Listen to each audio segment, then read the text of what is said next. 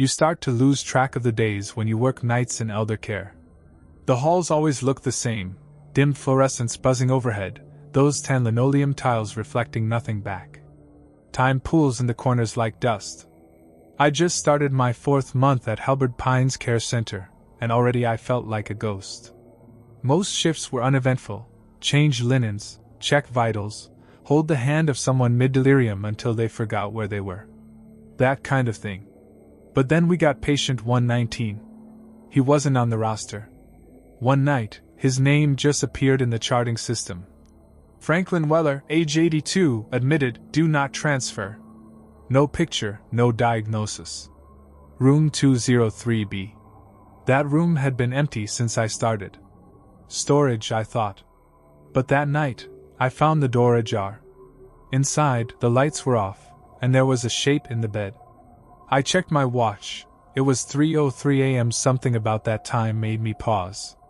The room was too quiet, not even the usual rustle of hospital bedding. He was lying perfectly still, but I could see the faint rise and fall of his chest. Alive. "Mr. Weller?" I asked. No response. The silence wasn't normal. Every resident at Halberd Pines moaned, coughed, muttered. But not him. His eyes were open. Wide. Staring at the ceiling with a slack, almost tranquil expression. I approached.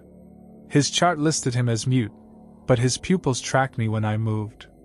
I asked if he needed anything, if he was in pain. Still nothing. Just watching. The worst part was his smile. Not a creepy smile, too soft for that. Almost serene, like he was dreaming something beautiful. That made it worse somehow. I changed his 4 bag, marked the vitals, and left quickly. When I mentioned him at shift change, nobody had anything to say. Brenda, who'd worked there 10 years, just shook her head and muttered, "Don't get close to the long stays." But 203B was new. I checked the records again. Still blank. No family, no diagnosis, no history.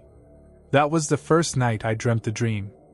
I was walking down the hallway of the facility, but it wasn't nighttime. Everything was flooded in this orange-pink sunset light, casting long, wrong shadows. I passed empty rooms, each one mirrored my own, but just slightly off. And 4 pole that looked more like a noose. A call light blinking in a rhythm I swear was Morse code. One room had a child's drawing taped to the door. I don't know why, but I felt sick when I saw it. I reached 203B. The door wasn't just open, it was gone. Inside, no bed, no patient. Just a pile of something pale and lumpy on the floor. I didn't want to get closer, but I did. My legs moved without me. It was hospital gowns. Dozens of them. Soaked.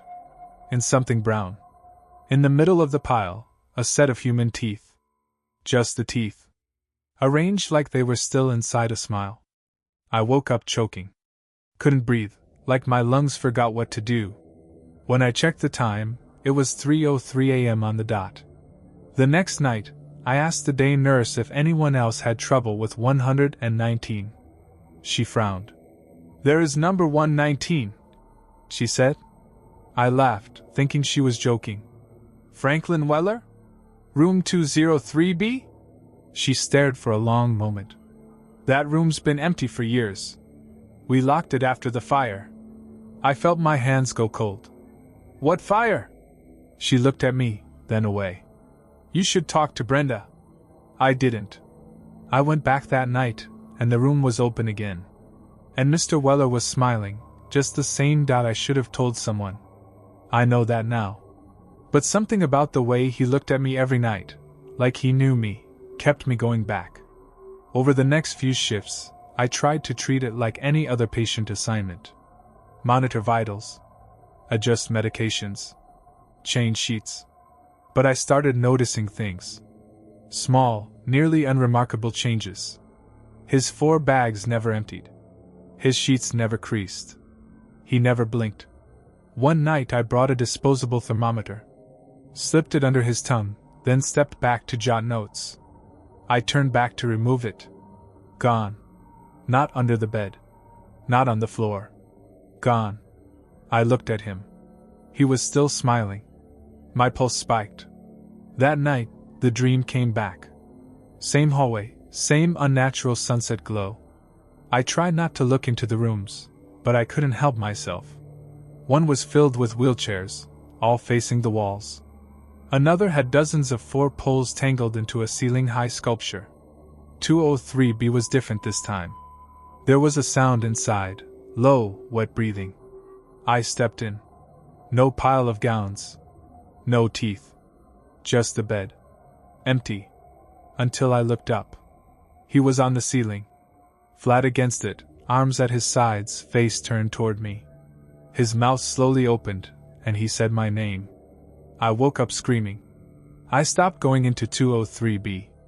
Marked it as no contact, patient resting, every night. But the system kept updating. At exactly 3:03 a.m., a new note would appear. Vitals stable. Eyes open. No one else acknowledged it. When I showed the records to the day nurse, she scrolled, blinked, then said, "There's nothing there." She turned the monitor to show me, blank. No chart. No patient. Brenda found me later that week, sitting in the supply closet with the door locked. "You saw him, didn't you?" she asked. Her voice was almost kind. I nodded. "You dreamt it too?" I didn't answer, but she took my silence as confirmation. She told me, in hushed tones, about the fire. Years ago, a nurse died in room 203B during a patient transfer. A faulty oxygen tank. There'd been smoke, screams, the usual chaos. But what stuck with Brenda wasn't the fire. It was the aftermath. The body they pulled out wasn't the patient. It was the nurse. But the teeth, the only part they could use to identify, weren't hers. They belonged to Franklin Weller, a patient who died months earlier. They'd buried him. She was sure of it. Still, somehow, he was in that bed when they opened the room again a year later. No one knew who put him there. They kept the door locked after that. But lately, it had been opening again. "I think he's not done," she whispered. That night was my last shift. I didn't plan for it to be. But when 3:03 came, and I walked past 203B, the door was open. Not ajar. Open wide. He was sitting up this time. Not lying down. Eyes fixed on mine. Then he smiled. Only this time, it wasn't the serene smile I'd seen before. It was wide. Hungry. Wrong. I couldn't move.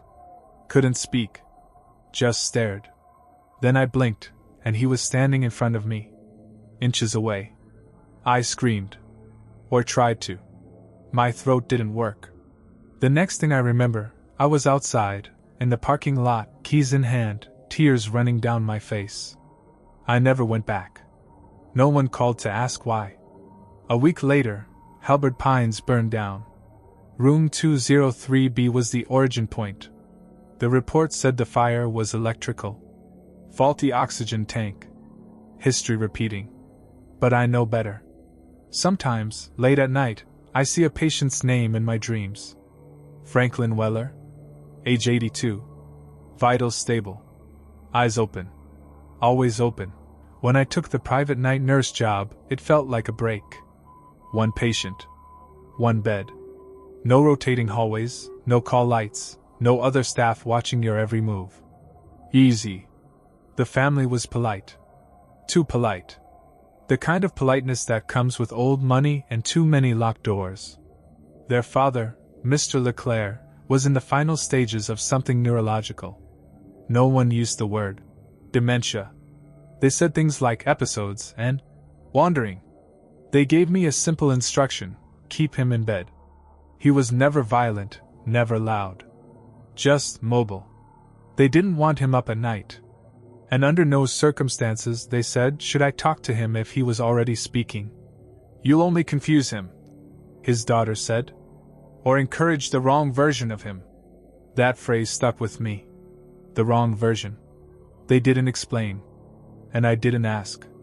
The room they gave him was on the second floor, far from the rest of the house. A private room, high ceilings, arched window that overlooked the garden. During the day, it was warm and lovely. At night, it felt like a cathedral left for the dead. He didn't move much the first few nights.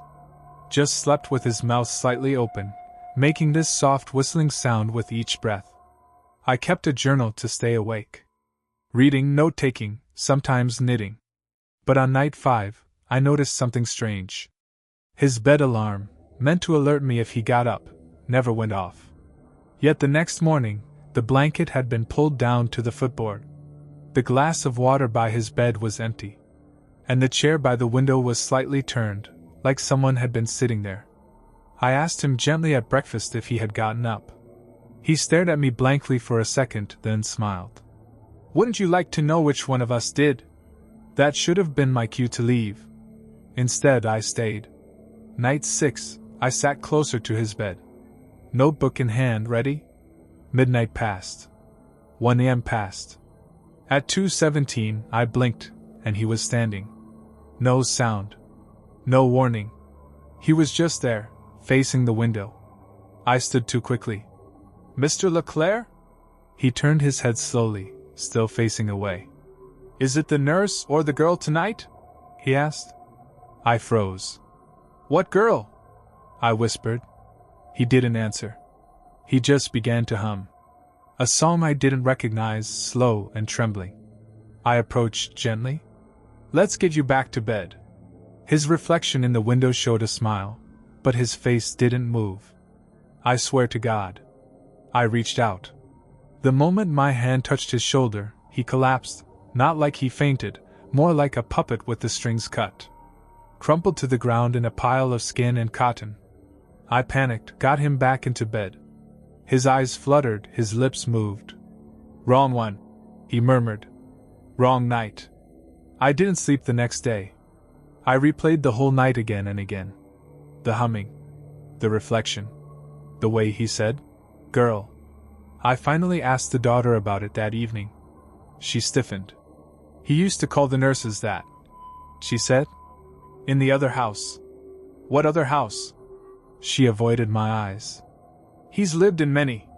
Later that night, when I checked the drawers for a spare blanket, I found a stack of lined papers. Each one had a name at the top. Same handwriting. Same heading. "Night report, nurse number 8. There were 32. I read the reports. Not all of them. Just enough.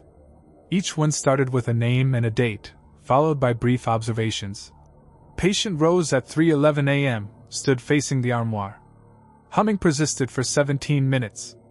Asked if I had seen the girl yet. They were all written by hand, nurses like me, hired for the night shift. Many ended with a line scrawled differently than the rest. One said, "This is not the man they hired me to watch." Another, "The window is not just a window." One simply read, "I heard myself speaking from the hallway." I asked the daughter, Elaine, why there were 32 reports in the room. She said, with a tired smile, "You're number 33. That night, I locked the door to 2F. No alarms. No sleep. I sat by the foot of the bed, watching him breathe, slow and shallow. For the first 2 hours, nothing happened. Then, 2:44 a.m., he opened his eyes. He didn't move, didn't blink. Just stared at the ceiling. "Do you remember your name?" I asked. His mouth twitched. "Do you?" I said nothing. My hands were shaking. He rolled onto his side, his eyes never leaving mine. "You think I'm the one losing myself?" His voice had a strange texture, like sand moving through cloth. "But you came here already hollow." The air felt colder. "I don't want to talk tonight," I said quietly. "But she does," he whispered. A knock. At the door. 3 slow taps. I turned to look, but something in me begged not to move. The knock came again. 3, then 2, then 1. Then silence. I turned back. Mr. Leclerc was gone. Not in the bed. Not on the floor. Gone. I ran to the door, but it was still locked. Then I heard the humming, his humming, coming from the window. Not outside. From the glass. I approached slowly. The reflection was wrong. It showed the room. The bed. the nightstand, the chair. But I wasn't in it. Instead, I saw a girl, sitting at the edge of the bed, holding Mr. Leclerc's hand. She was crying, hair in her face. I couldn't see her well, but she looked familiar. She turned slowly toward the glass. It was me. Not Naomi. Younger. Thinner. Wearing scrubs I hadn't owned in years. From my first job, the one I quit after the overdose. The one I never talked about. Her lips moved. She mouthed my name. I stumbled back. The moment I looked away, I heard the sound of the bed creak behind me. He was back, lying there like he'd never moved. I left the room. Resigned the next day. No explanation. Elaine didn't seem surprised. She handed me my final check and said, "It's usually 7 nights. You made it to 6. I asked what happens if someone stays all 7. She paused. Then said, "You won't meet any of them." Weeks later, I started having the dreams. Not of him. Of the girl. Always the same. She's sitting by a bed crying, holding the hand of someone I can't quite see. The room is burning, but she doesn't seem to notice. Sometimes I can hear humming from the walls. And always, I wake at 2:44 a.m. I don't work nights anymore. I don't sit with the dying. But sometimes, if I'm up late, I check the windows. Just in case. Not for him. For me. There's a sound that happens right before a hospital loses control. It's not a scream or an alarm, it's silence. Dense, humming silence, where every nurse knows something's wrong but no one moves yet. That's what happened the night of the Code White. I was working the psych ward on a Friday swing. 5 nurses, 2 techs, 21 patients. The usual chaos. Around midnight the power dipped. Just a flicker, lights stuttering once, computers hiccuping. It came back in 2 seconds. But everything after that was wrong. Patient 5A, Christopher M., had been sedated hours earlier. 43, schizophrenia, history of violence. He'd been asleep in 4-point restraints after attacking a resident during mealtime. I checked on him around 12:05 a.m. and found the door ajar. We never leave those doors ajar. Inside, the restraints were fastened. The bed empty. No alarms had gone off. I called for backup, checked the bathroom, empty. I radioed Central for a sweep. They initiated a Code White. All units alerted. Lockdown in effect. But no one could find him. Every door had badge access, every hallway covered by security footage. I went to the nurse's station to check the feed. That's when the tech beside me said, "Wait. Go back." We rewound to 12 hours 3 minutes and 18 seconds. Frame by frame, the bed. Christopher in it, unmoving. Then 1 frame later, he was gone. Not sitting up. Not standing. Just gone. I asked if it was a glitch. The tech shook her head. There's no break in the feed. The rest of the team was tearing the unit apart. Nothing.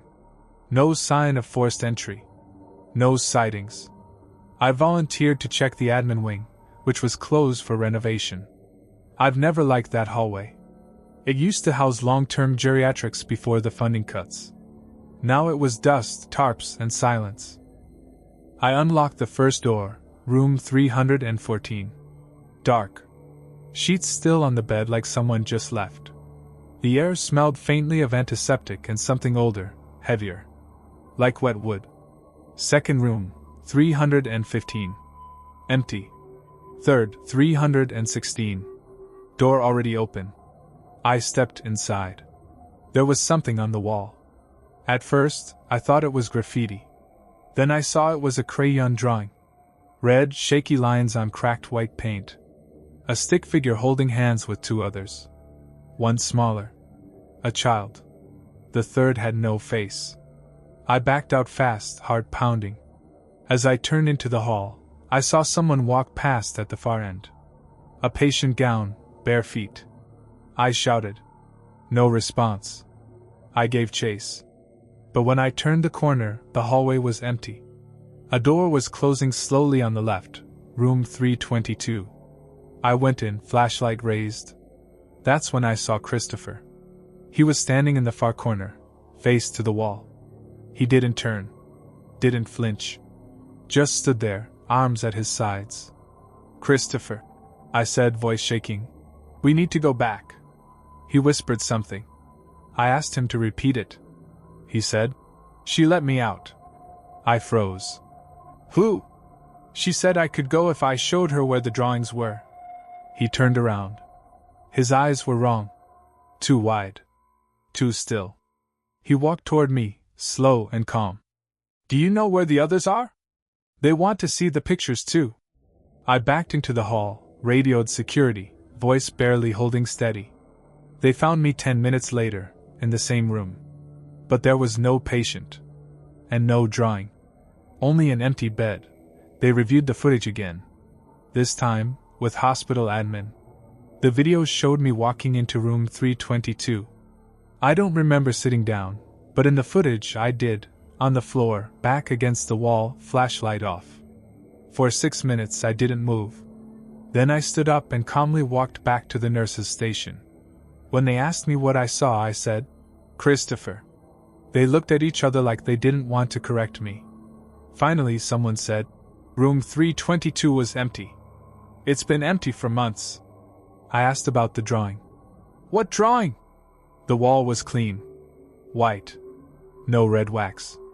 No cracks. I know what I saw. I was put on leave the next day. "Just a precaution," they said. "We've all been under pressure." A week later, I went back on my own. No uniform. No badge.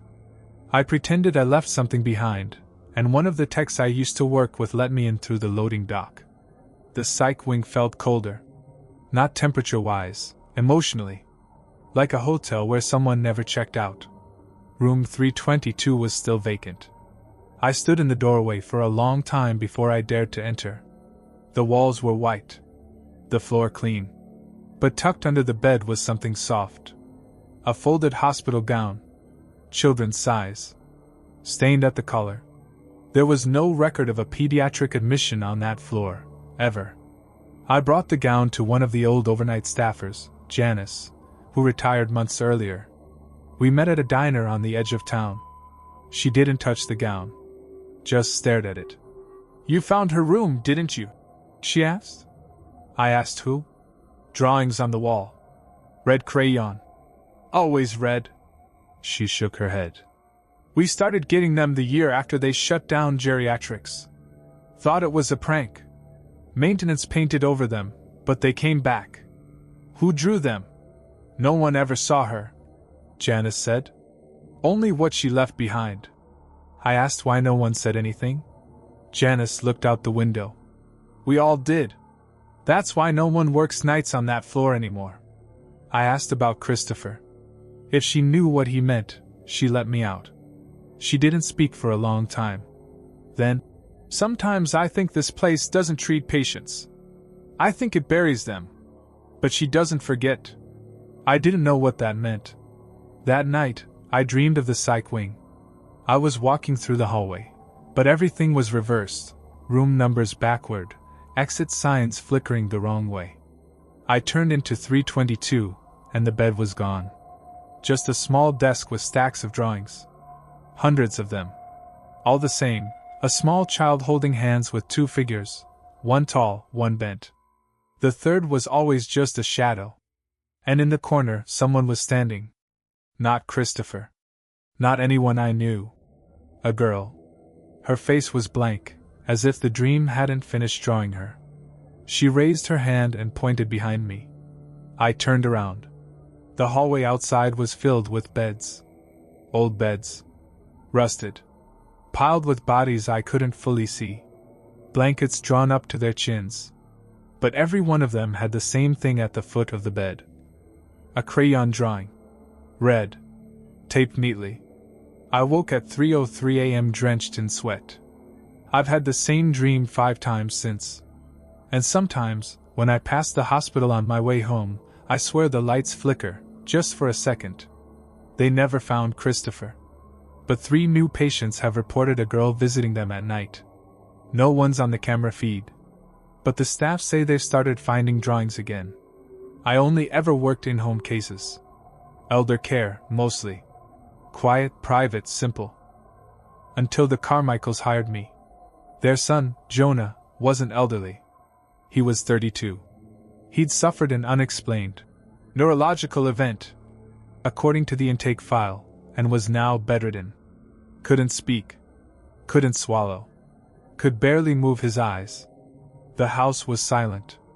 One story, closed curtains, polished furniture. His room had no television, no books, just a bed, a chair, and a small end table with a feeding pump. I was told never to touch the settings on the pump. They had a schedule. Everything about the job was weirdly strict. Morning shift, meds at 9, sponge bath at 10, passive stretching by noon. Evening shift, feeding at 6, pump shut off at 7, bedroom door locked at 8. Locked. By the parents. I asked once why the door had to be locked. Mrs. Carmichael smiled, thin and dry.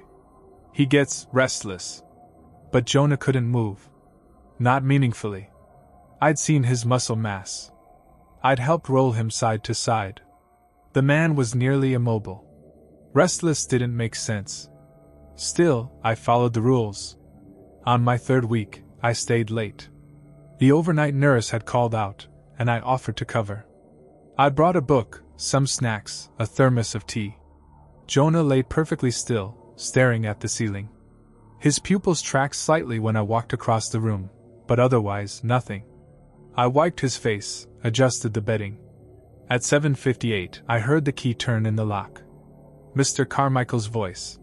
"You're clear to leave the room now." I hesitated. "Can I ask something?" He paused. "If he can't move, why the lock?" He didn't look at me. Just said, "You'll understand if you stay long enough." I stayed. At 2:12 a.m., I woke up to a noise I couldn't place. Low. Wet. Like suction, or a clogged drain struggling. It was coming from Jonah's room. I got up quietly, unsure. The door was still locked. But the sound was louder. Rhythmic. Coming in waves. I leaned close. Listened. It was coming from inside him. I panicked, thinking he was aspirating, or choking on reflux. I banged on the door, called for help, but the house was dead silent. I grabbed my bag, found a paperclip, bent it open. The lock was old. Simple. I got it open in 30 seconds. Jonah wasn't in bed. He was sitting. Upright. Perfect posture. Eyes focused. Mouth open. The pump was off, but the feeding tube wasn't. It lay across the bed like a tail, coiled. His hand, not curled, not atrophied, was holding the switch. He smiled. Not with his mouth. With his eyes. Then he whispered. Just one word. "Hungry." I backed out of the room so fast I nearly tripped. "Jonah?" I asked, but my voice barely worked. He was still upright, still holding the tube. His eyes locked onto mine, and his lips parted again. "Don't tell them," he whispered. Then he slumped, completely limp. The tube fell from his hand. His head tilted, slack-jawed. Back to how he was. Back to what he was. I stood frozen in the doorway, breath shaking. What had I just seen? I checked his vitals, pulse rapid, skin clammy, pupils reactive but unfocused. As if nothing had happened. I should have left. I should have called emergency services. But I didn't. I stayed, sat back in my chair, and stared at him until morning. When the Carmichaels came in, I didn't say anything. Mrs. Carmichael looked at her son, then at me. "Did he speak?" I blinked. "What?" She smiled. "He's been known to try. Don't believe anything he says." And just like that, she turned and left. That night, I stayed late again. I wanted answers. At 2:03 a.m., I heard the noise again, suction, wheezing, like fluid pulling through a tube. I unlocked the door before I could talk myself out of it. He was sitting again. More alert. Waiting. "Thank you," he said. I didn't speak. He moved his fingers slightly, controlled. Deliberate. They don't feed me right. You're on a medical diet, I whispered. No, he said. That's not what I mean. His hands twitched. One pointed toward the closet in the corner of the room. It's in there. I hesitated, then crossed to the closet. Inside, neatly stacked, were boxes of feeding bags. All labeled. All sealed. Except one box, older. Dusty. No label. I opened it. Inside, clear bags filled with something pale. Viscous. Not formula. Not food. Not right. The smell hit me, sweet and sour, metallic. He watched me carefully. They've been giving me that since the night I stopped talking. What is it? He smiled. Not mine. I sealed the box and backed away. Why now? I asked. He blinked slowly. Because you opened the door. That's when I realized the feeding pump wasn't attached to the wall socket anymore. It was plugged into a battery pack. A portable one. Meaning he, or someone, had prepared for this. The next night, I came back with my phone camera. I waited until he moved. Waited until he whispered again. But this time, nothing happened. Just silence. He lay there, eyes glassy, hands still. The closet was empty. No strange box. No weird bags. Just medical formula. I checked the garbage, the supply cabinet, nothing. When the Carmichaels arrived, I confronted them. What was in the bags? I demanded. They didn't flinch. Mrs. Carmichael just said, It's better if he doesn't wake up hungry. I left that day. 2 weeks later, I saw Jonah's name in the obituaries. Quiet funeral. No details. I tried to let it go. But last night, I got a package in the mail. No return address. Inside, a single feeding bag. Filled with that same pale fluid. No note. Just a piece of masking tape on the outside with one word written in careful block letters. Starving. At St. Armand's, night rounds are sacred. You never skip them. You never rush them. And you never, ever alter the order. I didn't know this my first week. The charge nurse, Tomas, handed me the laminated list. Start with 6A, end with 1C. Never reverse.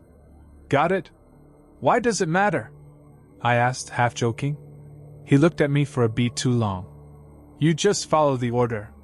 So I did. Each room had its own rhythm.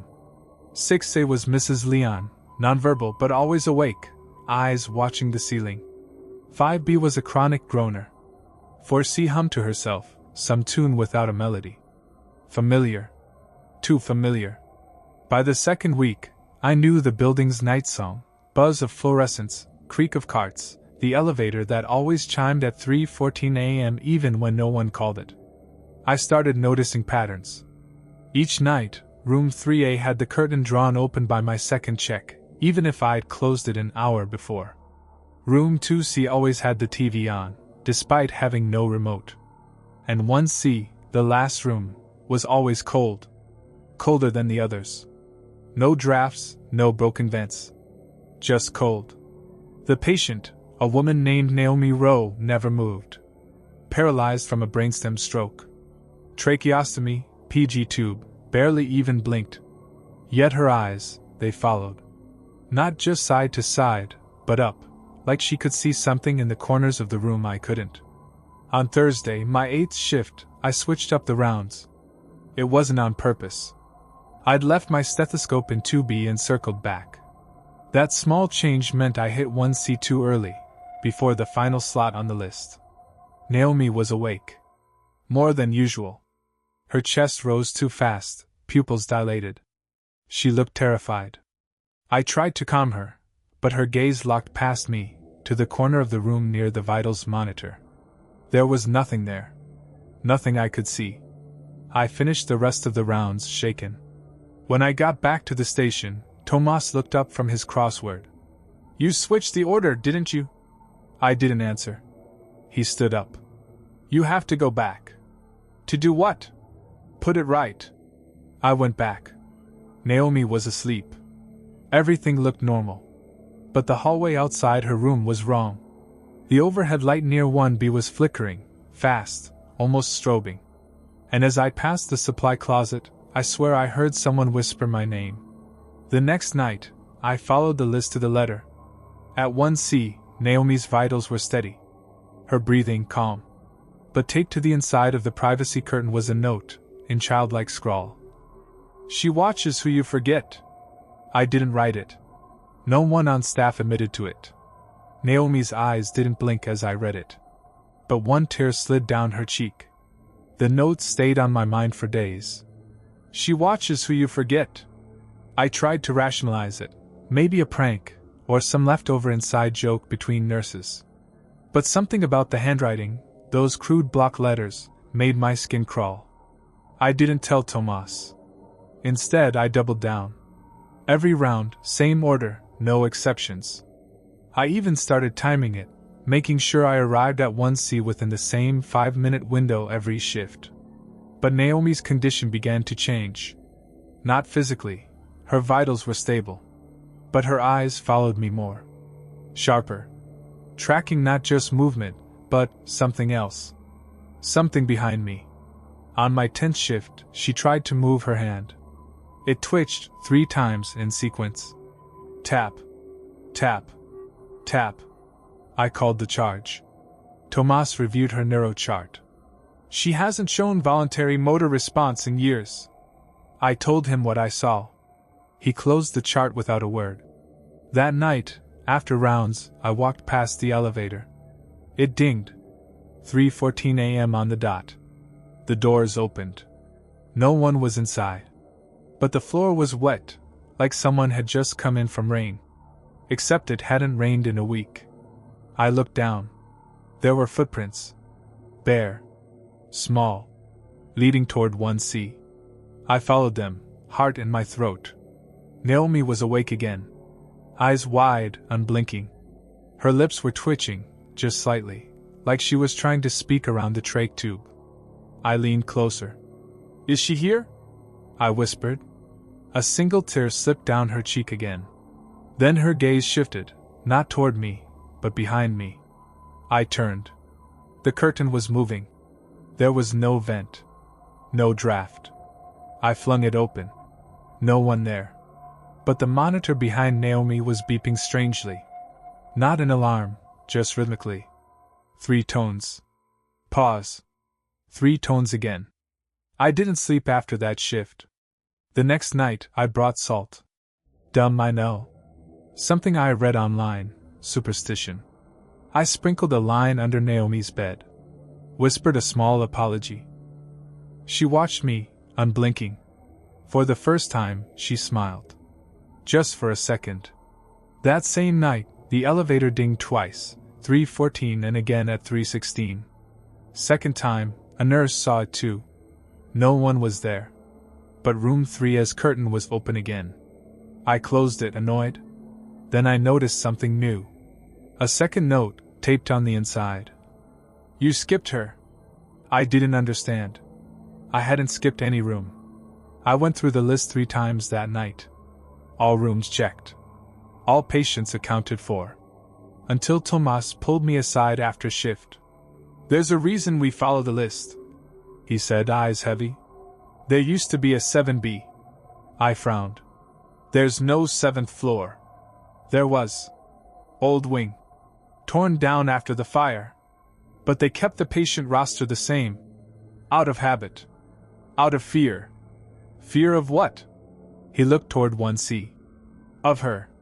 I didn't ask who he meant. I already knew. Naomi passed away 2 nights later. Natural causes, they said. Peaceful. But I was the one who found her. Mouth wide open, like she'd been screaming. And in her hand, a small crumpled paper, pressed tight in her curled fingers. It took me minutes to pry it open. Just 2 words. Not done. Since then, I've worked at 3 other facilities. No notes.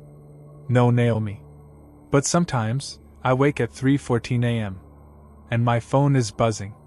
Not a call. Not a message. Just a calendar reminder I never set. Round check 1C. Every time, I ignore it. But I never go back to sleep. Not until 3:16. When the elevator dings.